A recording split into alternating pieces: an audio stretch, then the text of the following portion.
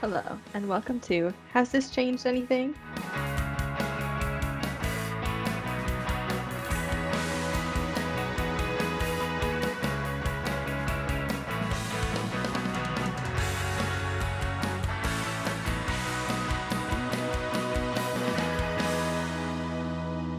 I'm your host, Memphis, and this is a podcast where we look at notable women in the entertainment industry. Today, we are taking a look at the very admirable Nina Simone. But before we look at Nina, let's look at us. Today, I'm with Sam, and we're classmates at Metalworks Institute. Go ahead and introduce yourself, Sam. Hi, I am not notable, but I am a woman, and I'm here, and I'm also in another place on the internet, my website, CD Lori, where I've got blogs and reviews coming, as well as a podcast called Baby and a Big Name, to which Memphis will be joining me. So every week we have a recommended piece of content. So this week I'm going to be recommending Nina Cried Power by Hozier. And this does connect to Nina Simone. This was the inspiration for Hozier for this song. It is a good song in general, even if you don't really care about Nina Simone. What is your recommendation? Well, it's not as spot on as yours. You really kind of hit the nail on the head with that one and left me to just kind of flounder a little bit, so thank you. But I will I will choose somebody relevant because Memphis loves to recommend. She really recommended a good one with Woods, who I became obsessed with, so thanks, Memphis. And I particularly love Equal, the EP album. Can't remember. I believe it's an EP. EP. Well, 7 songs, wonderful, love it. Oh my gosh, Buck is like just my favorite song, and it's something to listen to, I will say. So that's my recommendation. Not as relevant as Memphis, but still pretty good. Enough about us. Let's talk about the star of the show, Nina Simone. She was born February 21st, 1933, and passed away April 21st, 2003. Her real name is Eunice Kathleen Wayman. She was an American singer, songwriter, musician, arranger, and civil rights activist. So she had a hefty title to carry around with her all the time. I think kind of connects to this next point of she did struggle a lot with mental health issues. And one of the things that I want to point out is there is a documentary about her, and it's called What Happened, Miss Simone. It's on Netflix, and you really get to see her not as an artist, but actually as a person throughout this documentary. So I really recommend going and taking a look at that documentary. The next thing about Nina Simone is that she began playing the piano at the age of 3 or 4, and she had lots of support from her music teacher in the community. And through the support, she was able to apply to Curtis Institute of Music in Philadelphia, but unfortunately, she was denied.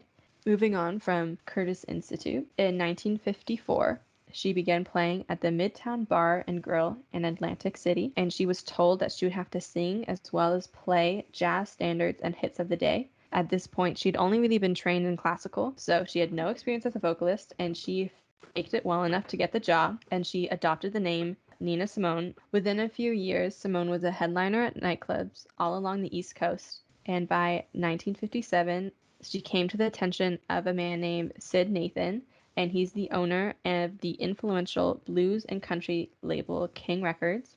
And here she enjoyed a major hit with her interpretation of I Loves You Porgy. I took a bit of a listen to the song, and I Loves You Porgy was not the first one I listened to. Upon listening to it, I thought it was her own song. I did not know it was reinterpretation. But once I found that out, I was impressed with how she really made it her own. The lyrical content also fit her, which is why I thought that it was her own original song. I think it was very impressive for a cover, if we can call it a cover. I think reinterpretation is a much more sophisticated term. So, but that was just a cover. So what was her first original song?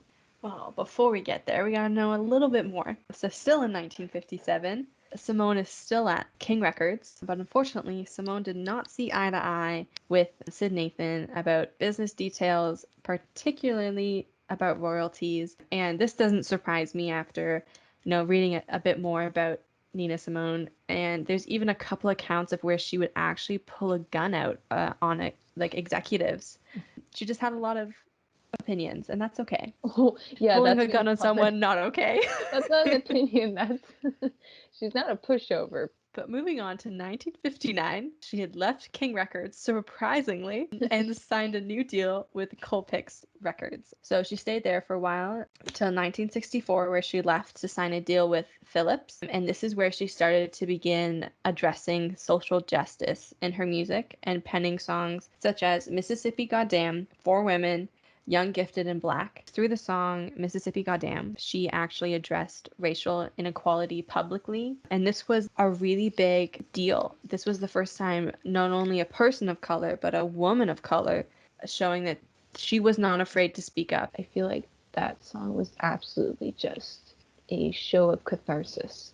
I listened to all three of them and I was impressed. I just didn't expect, and I knew she was an icon, a legacy. It's why we're talking about her. But each song was just so different, and the lyrics, the very poetic nature to them. It was almost formal and structured in the way classical music is. So all three of them were very different, and I have a more in-depth opinion about each individual one. In 1967, she left Philips and signed with RCA Records, and this is where she focused on contemporary pop, rock, and soul. So much of the songs dealt with topical themes and progressive philosophies. I think this is where we kind of start to see everything crumble. So in 1970, she left America and moved to Barbados, later relocating to Liberia. And during her relocation, she abandoned her daughter Lisa. Simone was very abusive towards Lisa. I don't think Lisa knew what was happening within Nina herself, and she was dealing with a lot of trauma. And the reason she left America, well, one of the reasons she left America was because her husband, Lisa's father, was abusing her. But the other reason she left was because of her increasing disillusionment with American politics. In 1984, she ended up in Paris, and she regularly performed in a small jazz club. And her performances were described as sometimes brilliant, and at other times Nina Simone gave up after 15 minutes, and often she was too drunk to sing or play the piano.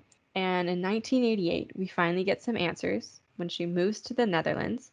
Then we see her friend Garrett, and he starts to keep an eye on her, and he hires a daily caretaker for her. So she was to see a doctor, and she was diagnosed with bipolar disorder. And this is why we see a lot of things that were really out of character for her. They touch a bit about this in the documentary, so I highly, highly, highly recommend that you go watch this documentary. Then she was prescribed this medicine called Trilofan, but a few of the side effects are slurring speech, flattened affect, and a drug-induced movement disorders. This means that she would slowly not be able to play or sing, even though she had all this happening. This was generally a really happy time for her. So she moves to France and she comes out with her final album, A Single Woman, and this is in 1993. And then we see in 2003, in April, she passes away in her sleep.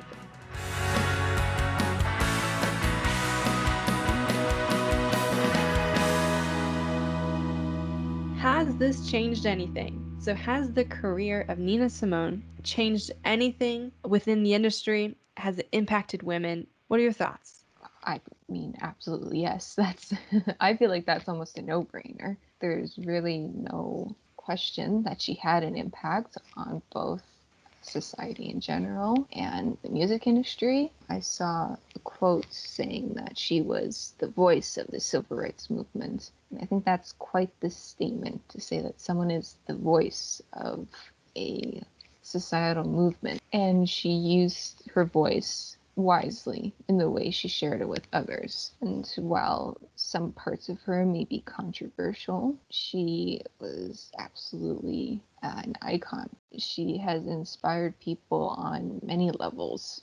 And as I mentioned before, with some of her songs like Young, Gifted, and Black and For Women, there's definitely a certain way to write about sensitive or controversial or painful topics as an artist. And in my opinion, she did it so well. It's something that I feel a lot more artists are trying to emulate these days. They absolutely should look to Nina Simone, because if there's any right way to do it, then she did it. Yeah, I mean, I don't know how much more I could add to that. I think one thing that you didn't touch upon there is that she was one of the first women that showed other women that you could be feisty and you could be powerful and you had a right to be angry and it wasn't wrong to be angry. I think one of the first realizations that you were allowed to speak. And I think this really helped a lot of people speak up for themselves. She definitely became this fiery vocalist just by chance. I don't know. I just think her entire career is really inspiring, and I think she's inspiring as a person, and more people should know about her. Though we did not fully go into her entire career, by no means. Please do more research on her, because she's amazing.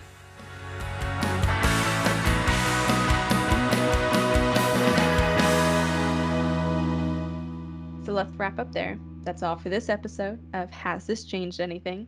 Say your goodbye, Sam. I know it's sad. Yeah, goodbye until next episode. And if you want to hear more from me and Memphis, then you can come onto my website, CP Lori, where Memphis will make an appearance on my podcast. Come over there and see that. I want to know what you guys have to say. How do you think Nina Simone has impacted the industry or impacted women? How has she impacted you as a person? Let us know. And what do you think we will cover next week? Frida Kahlo, Leslie Gore, or Mary Tyler Moore?